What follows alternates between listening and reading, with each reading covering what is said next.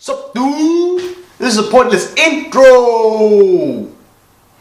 So get on with it! Watch the video. M1911 pistol.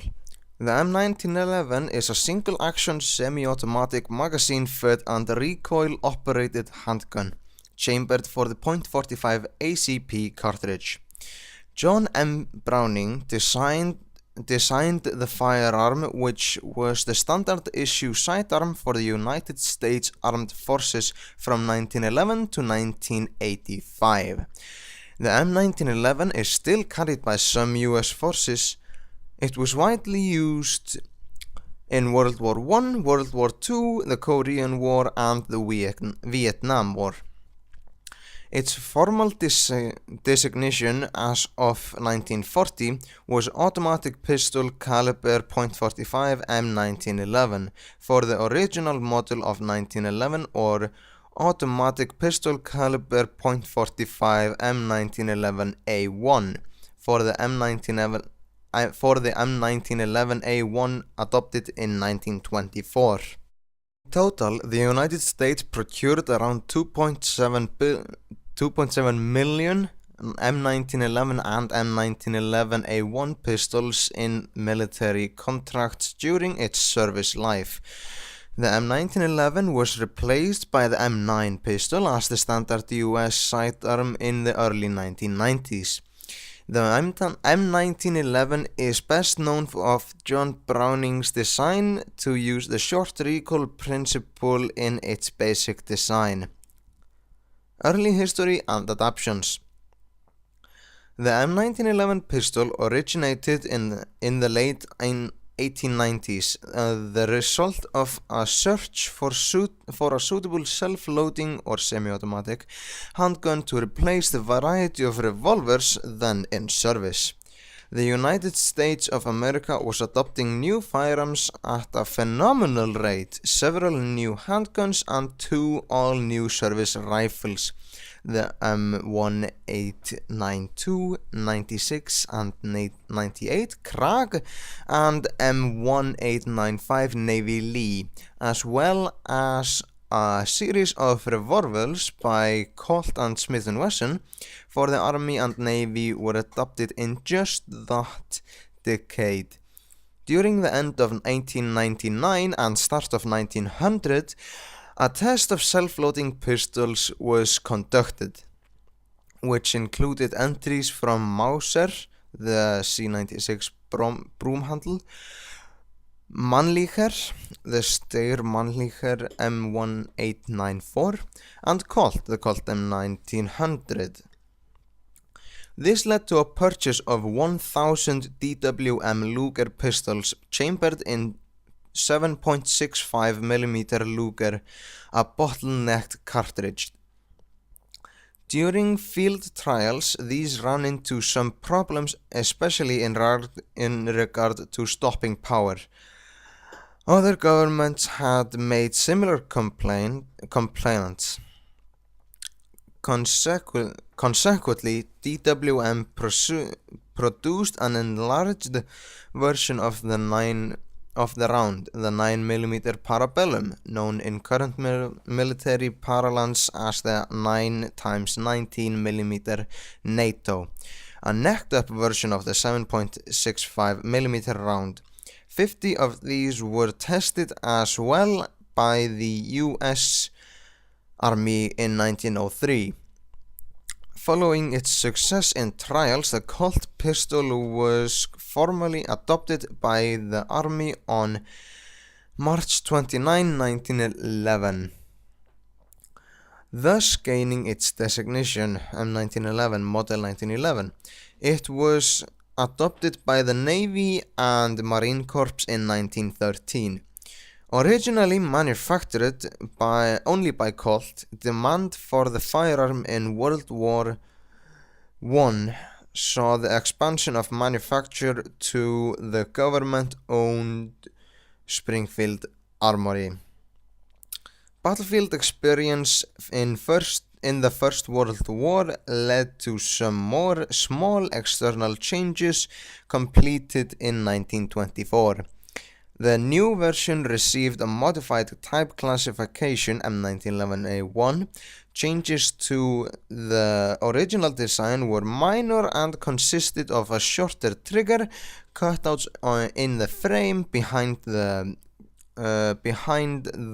trigger, an arched mainspring housing, a longer grip safety spur to prevent hammer bite, a wider front sight, a shorter spur on the hammer, and simplified grip checkering by eliminating the double diamond reliefs. Working for the U.S. Ordnance Office, David Marshall Williams developed a .22 training version of the M1911 using a floating chamber to give the .22 long rifle rimfire recoil similar to the .45 version as the Colt Service Ace. This was available both as a handgun and as a conversion kit for .45 M1911 pistols. Replacement for most uses. After World War II, the M1911 continued to be a mainstay of the United States Armed Forces in the Korean War and the Vietnam War. It was used during Desert Storm in specialized U.S. Army units and U.S. Navy Mobile Construction Battalions, CBs, and has seen service in both Operation Iraqi Freedom and Operation Enduring Freedom with U.S. Army Special Forces groups and Marine Corps Force Reconnaissance companies. However, by the late 1970s, the M1911A1 was acknowledged to be showing its age under political pressure from Congress to standardize on a single modern pistol design. The U.S. Air Force ran a joint service small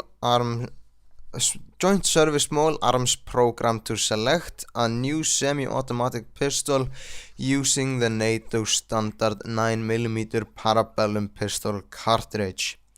After trials, the Beretta 92S1 was chosen. Design.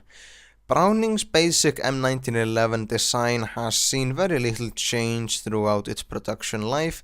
The basic principle of the pistol is recoil operation.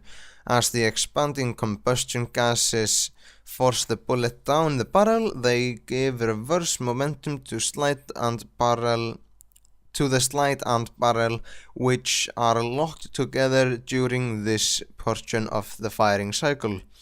After the bullet has left the barrels, the slide and the barrel continue rearward a short distance. At this point, a link pivots the barrel down out of locking recesses in the slide and brings the barrel to a stop. As the slide continues rearward, a claw extractor pulls the spent casing from the firing chamber and an ejector strikes the rear of the case, pivoting it out and away from the pistol. The slide stops and is then propelled forward by a spring to strip a fresh cartridge from the magazine and feed it into the firing chamber. At the forward end of its travel, the slide locks into the barrel and is ready to fire again. The military mandated a grip safety and a manual safety.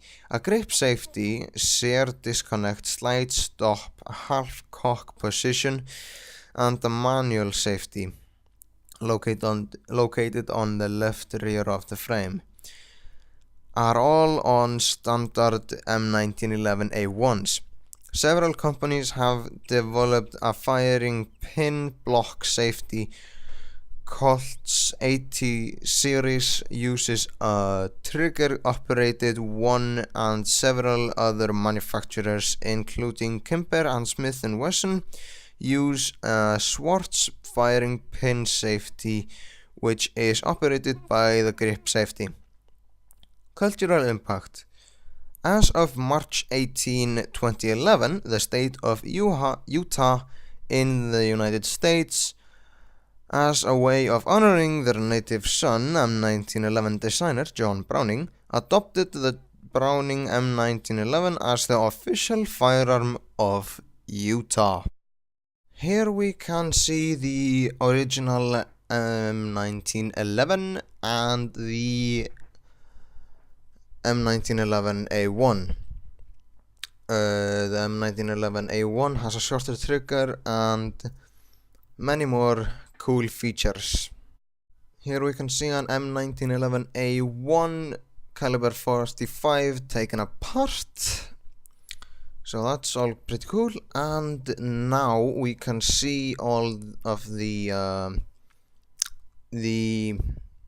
main features of the gun, and this picture goes on and on and on and on until we get to the next picture, which is here, and that's the spring reloading system, whatever.